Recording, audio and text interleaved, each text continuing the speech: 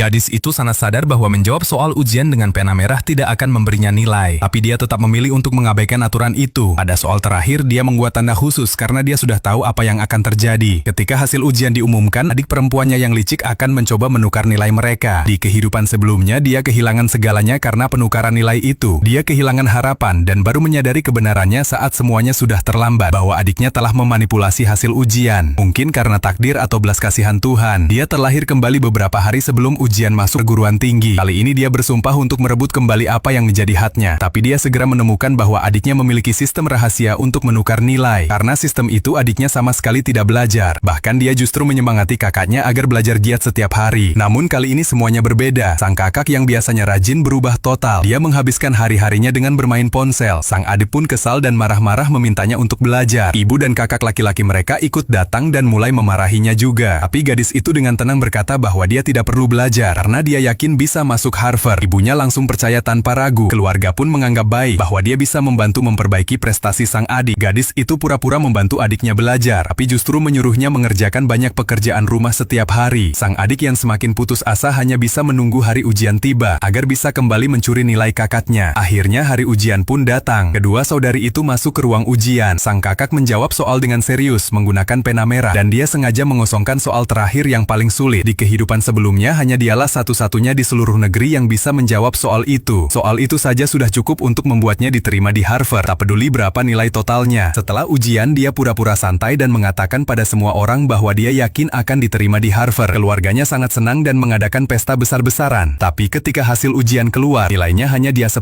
poin. Ibunya marah besar, memakinya karena telah mempermalukan keluarga. Orang-orang lain juga menuduhnya telah mencontek selama ini dan bahwa semua prestasinya hanyalah tipuan. Tepat saat itu, sang adik maju dengan percaya diri. Dia mengaku telah menyembunyikan kemampuan aslinya dan yakin dialah peraih nilai tertinggi di ujian itu. Tapi saat dia melihat hasil ujiannya, semua orang terdiam, nilainya 0.